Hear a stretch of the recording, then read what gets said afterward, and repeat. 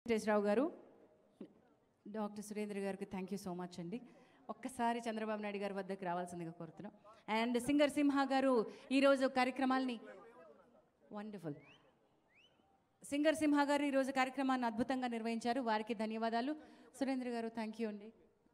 Thanks, vote of thanks Kiran. All right, video play అవుతోంది. మోహన్ లాల్ గారు ఒక చిన్న వీడియో బయట పంపించారు, ఒక్కసారి చూద్దాం. ప్రముఖ మలయాళ నటులు శ్రీ మోహన్ లాల్ గారు.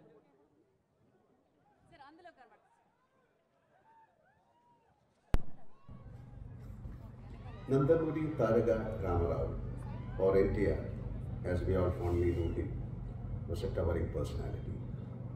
In his lifetime, he touched the hearts and lives of the common man, first as an actor and then as a leader. One of the greatest Indian actors of all time. He has portrayed diverse characters and enjoyed the adulation of his fans. His desire to serve the common man saw his avatar as a politician and propelled him to Chief Ministership of the state of Andhra Pradesh. Growing up, I have personally been a fan and an admirer of his achievements in cinema and public service. His life and achievements are an inspiration to us all. We continue to be inspired by him and remember him with affection on his birth centenary. Thank you. Thank you so much sir. గౌరవనీయులు, ఆంధ్రప్రదేశ్ రాష్ట్రానికి ఒక విజన్ని చూపించి ఈరోజు ఇక్కడ తెలంగాణ రాష్ట్రంలో మన అభివృద్ధి అంటే ఏమిటో ఈరోజు హైదరాబాద్లో ఉన్న మనమందరం ఈ నగరాన్ని విశ్వనగరం అని చెప్పుకుంటున్నామంటే ఆ విశ్వనగర విధాత, స్వర్ణాంధ్రప్రదేశ్ నిర్మాత, ఆంధ్రప్రదేశ్ రాష్ట్రానికి దిక్సూచి శ్రీ నారా చంద్రబాబు నాయుడు గారిని మాట్లాడాల్సిందిగా ఆహ్వానిస్తున్నాను.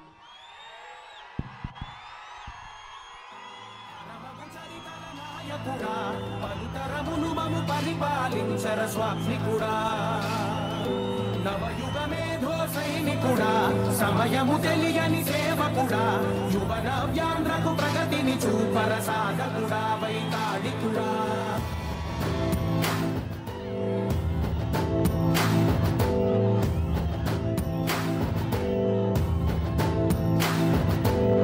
ప్రతి ఇల్లు నిన్నే నిన్నే పిలిచింది, ప్రతి గడప నీకే స్వాగతం.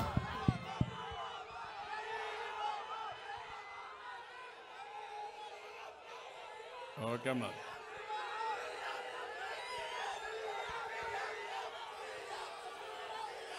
ఓకే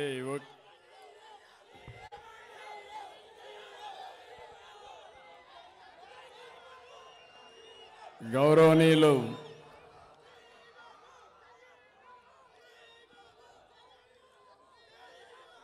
తమిళలో వినాలి. గౌరవనీయులు అన్స్టాపబుల్ బాలకృష్ణ గారు వేదిక పైనున్న ఎన్టీఆర్ కుటుంబ సభ్యులు, సినీ రంగ కుటుంబ సభ్యులు,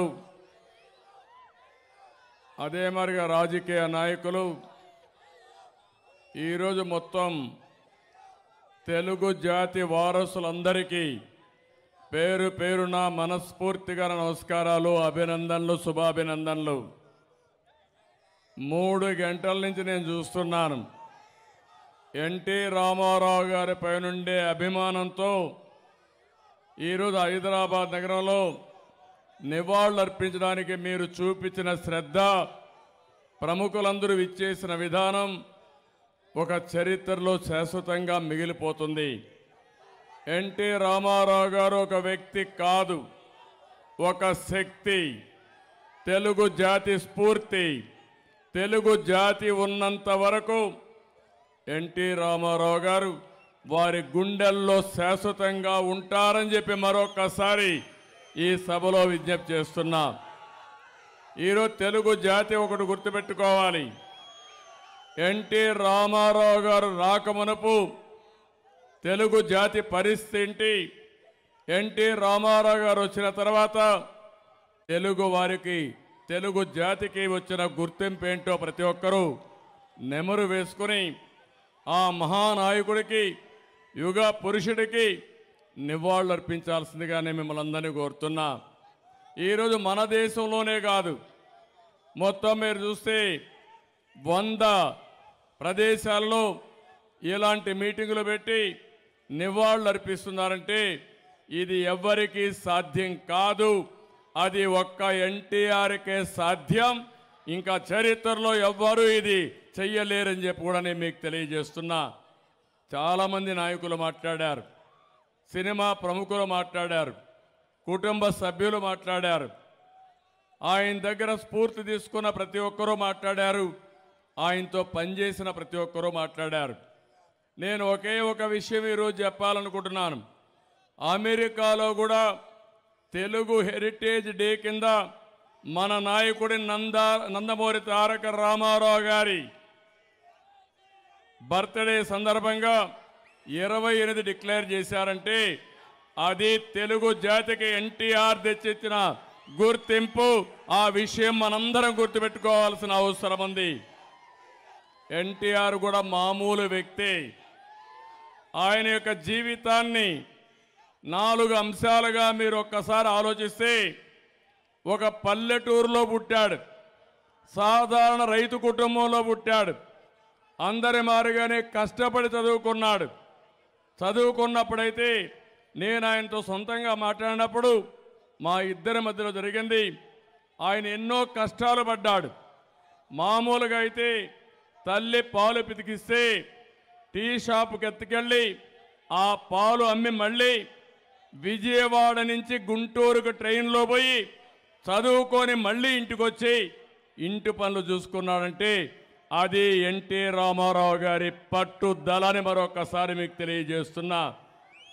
అది బాల్యం. చదువుకున్న తర్వాత మీరు చూస్తే ఆయన ఒక రిజిస్ట్రార్ ఉద్యోగం ఇచ్చి వచ్చింది. కొన్ని వేల మందిలో ఉమ్మడి మద్రాసు రాష్ట్రంలో ఉద్యోగం వస్తే లంచాలు తీసుకోవడం చూసి అది నచ్చక ఈ ఉద్యోగం నా వల్ల కాదని, నీతి నిజాయితీగా ఉండాలని దృఢ సంకల్పంతో రాజీనామా చేసి చెన్నైకి వెళ్ళాడు సినిమా ఇండస్ట్రీకి. ఒక్కసారి కొండే వాళ్ళందరూ మనం ఆలోచిస్తే చాలామంది మాట్లాడారు. ఒక శ్రీకృష్ణుడిగా, వెంకటేశ్వర స్వామిగా, లేకుంటే వివిధ క్యారెక్టర్లు ఏ విధంగా ఉంటాయంటే భవిష్యత్తులో కూడా మళ్ళీ ఎవ్వరూ చెయ్యలేరు. మళ్ళీ అవి చేయాలంటే ఎన్టీఆర్ పుడితే తప్ప అది సాధ్యం కాదు. అది ఆయన సృష్టించిన చరిత్ర. ఇది 2వ అధ్యాయం.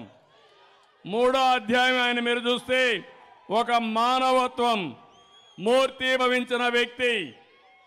ఆయన ఏదో సినిమాల్లో ఆనందంగా ఉన్నప్పుడు కూడా మామూలు వ్యక్తిగా కాకుండా రాయలసీమలో కరువు వస్తే జోలి పట్టి చందాలు వసూలు చేసి కరువు నివారణ సహాయ నిధి ఇచ్చిన మహానాయకుడు. ఇంకో పక్క చైనా యుద్ధం వస్తే యుద్ధం సమయంలో ప్రజల్ని చైతన్యవంతులు చేసి దేశభక్తిని పెంచి విరాళాలు సేకరించిన మహాయుగ పురుషుడు అప్పట్లోనే.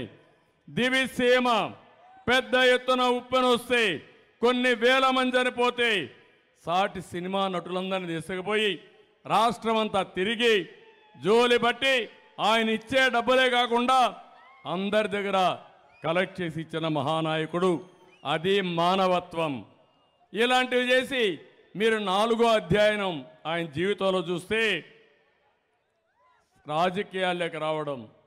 60 సంవత్సరాల తర్వాత ఒకటే ఆలోచించాడు, నా కుటుంబానికి కావాల్సింది నేను ఇచ్చాను, నా బాధ్యత నిర్వహించాను, 40 సంవత్సరాలుగా నన్ను ఆదరించిన తెలుగు జాతికి సేవ చేయాలని తెలుగుదేశం పార్టీ పెట్టారు. మనం రాజకీయాల్లో చూస్తే ఒక వినూత్నమైన రాజకీయాలు చేశాడు. ప్రజాహిత కార్యక్రమాలతో ముందుకు పోయాడు. మానవత్వానికి మారుపేరుగా ముందుకు పోయాడు. అనేక సంస్కరణలు తీసుకొచ్చాడు. ఈరోజు భారతదేశంలో అమలయ్యే అనేక సిద్ధాంతాలు కూడా ఎన్టీ రామారావు గారు ఆ రోజే నాంది పలికారు. అందుకే ఎన్టీ రామారావు గారు ఈరోజు ఒక యుగ పురుషుడుగా ప్రతి ఒక్క ఇంట్లో ఒక ఆరాధ్య దేవుడిగా నిలిచిపోయారంటే అది ఎన్టీ రామారావు గారి స్ఫూర్తి. నేను ఒకటి ఇక్కడ ఉండే మీకే కాదు, ఎన్నో లక్షల మంది ఈరోజు ఎన్టీఆర్ శత జయంతి జరుపుకుంటున్నాం, నివాళులు అర్పిస్తున్నాం. ఇదే విజయవాడలో బ్రహ్మాండమైన మీటింగ్ పెట్టి పెద్ద ఎత్తున మనవాళ్ళు చేశారు. ఇక్కడే జనార్దన్ గారి ఆధ్వర్యంలో ఒక రిసెప్షన్ కమిటీ వేసుకున్నాం.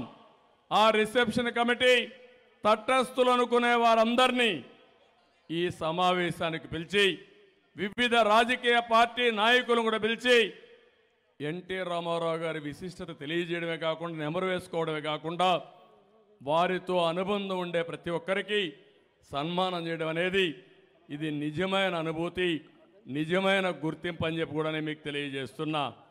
ఎన్టీ రామారావు గారు ఆయన కుటుంబానికి కాదు, తెలుగు జాతి ఆస్తి ఎన్టీ రామారావు గారు.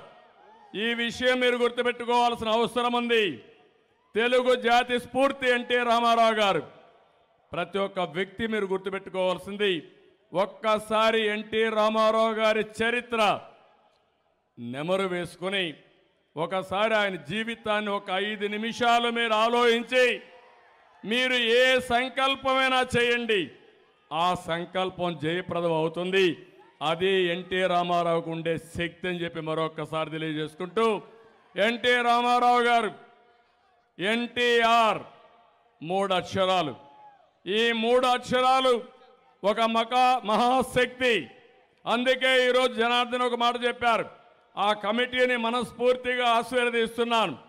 హైదరాబాద్ చుట్టుపక్కలనే 100 అడుగుల విగ్రహం రాబోయే సంవత్సరంలో ఇనాగరేషన్ చేయడానికి సంకల్పం చేశారు.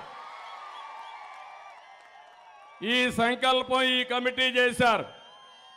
ఈరోజు అగ్రదేశం అమెరికాలో వాషింగ్టన్లో కానీ న్యూయార్క్ కానీ అమెరికాలోనే 50 సిటీస్లో ఎన్టీ రామారావు గారి యొక్క